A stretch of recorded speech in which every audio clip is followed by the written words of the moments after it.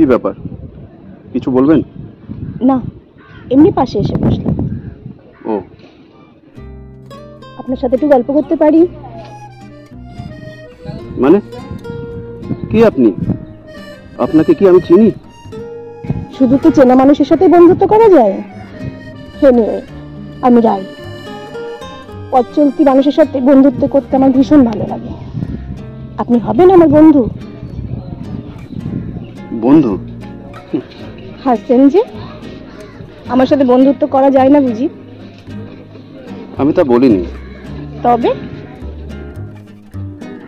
বন্ধুত্ব রাখার জন্য সময়ের দরকার হয়, আর যে সময় আমার কাছে একদমই নেই।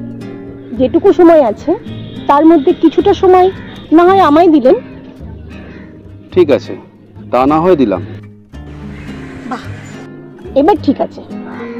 তবে বন্ধু যখন মেনে নিলেন, আমার ছোট্ট একটা কথা রাখতে হবে। কি কথা? ভাবে প্যাঁচার মতো মুখ করে কিন্তু রাখা যাবে না। সব সময় হাসি খুশি থাকতে হবে। হাসি খুশি? সেটা আমার জীবন থেকে অনেকদিন আগেই চলে গেছে। কেন? কি হয়েছে? না, কিছু না। বন্ধুও বলছেন, আবার বন্ধুর কাছ থেকে মনের কথাও লুকাচ্ছেন। মনের কথা চেপে রাখবেন না, বলে ফেলুন, দেখবেন অনেকটা হালকা লাগবে। কি আর বলবো আপনাকে, সময় যখন খারাপ যায় তখন সব দিক থেকেই খারাপ হতে শুরু করে। দুদিন আগে আমার চাকরিটা চলে যায়।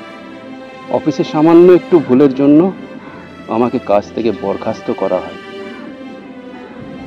ওদিকে বাড়িতে বাবা মা, আমাদের এই তিনজনের সংসার, কিভাবে কি করব কিছুই বুঝে উঠতে পারছি না। তারা আমার মুখের দিকে তাকিয়ে আছেন। এছাড়া 5টা বছরের সম্পর্ক নিমেষে শেষ হয়ে গেল। আমি যাকে আমার জীবন থেকে বেশি ভালোবাসি সেই আমাকে ছেড়ে চলে গেল। কারণ আমার কাজকর্ম নেই, আমি বেকার। তাই বেকারের হাত কেন ধরে থাকবে সে? তাই মোটা অঙ্কের মাইনেওয়ালা ছেলে দেখে তার সাথে চলে গেল।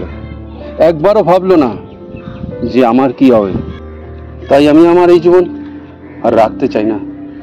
আমি আমার এই জীবনটা শেষ করতে চাই। কি করব এই জীবনটা রেখে?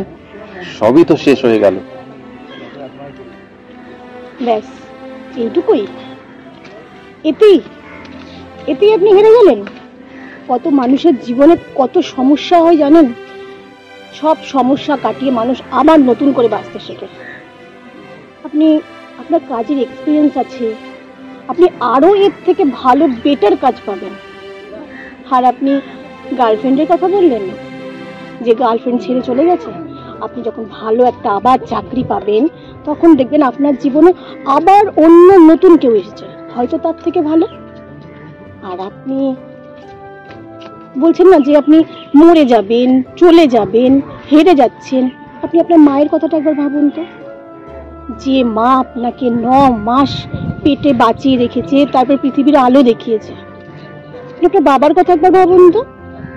যে বাবা কোলে পিঠে করে আপনাকে এতদিন মানুষ করলো, লেখাপড়া শেখালো, আপনি তাদের কথা একবারও ভাবলেন না?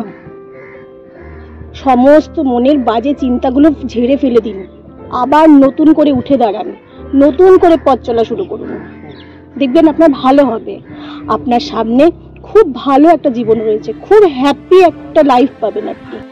যান, আপনি বাড়ি ফিরে যান। আর আপনি? আমি এখানেই বসে থাকবো, আপনি যান। আচ্ছা, আপনি কে বলুন তো? এই তো এতক্ষণ পরে মনে হলো আমি কে, আমি কোথা থেকে এসেছি। ঠিক আছে, আপনি এখন বাড়ি যান। বাড়ি যাওয়ার পথে ঠিক জেনে যাবেন আমি কে, আমি কোথা থেকে এসেছি। যান, আর বসে না থেকে এবার আপনি বাড়ি যান, বাবা মা ওয়েট করছে।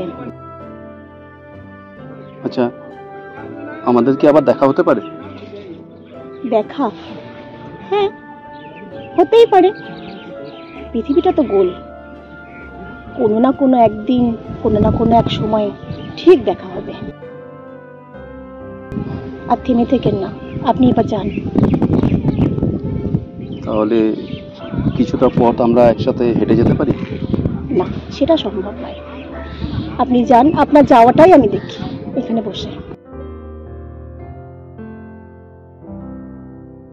ঠিক আছে, আমি তাহলে আসি।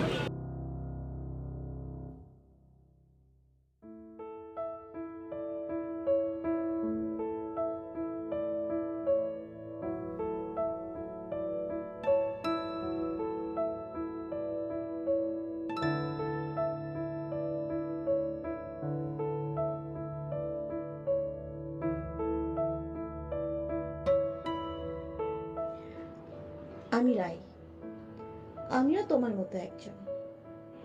আমাকে বাড়ি থেকে অনেক অল্প বয়সে বিয়ে দিয়েছিল তার সাথে। আমার বিশেষ বনিবনা ছিল না, এর মধ্যে এক ছোট ছেলের জন্মদিন।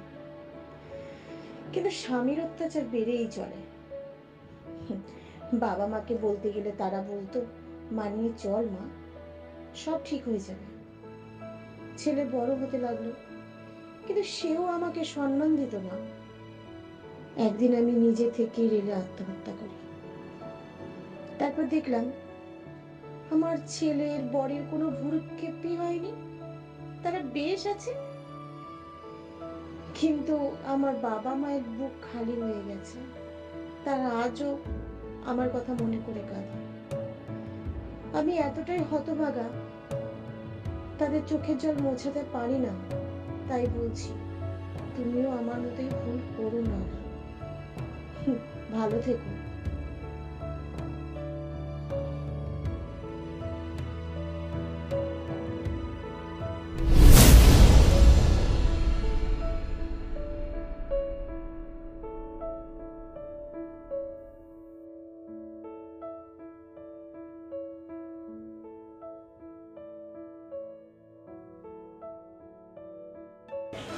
রাই,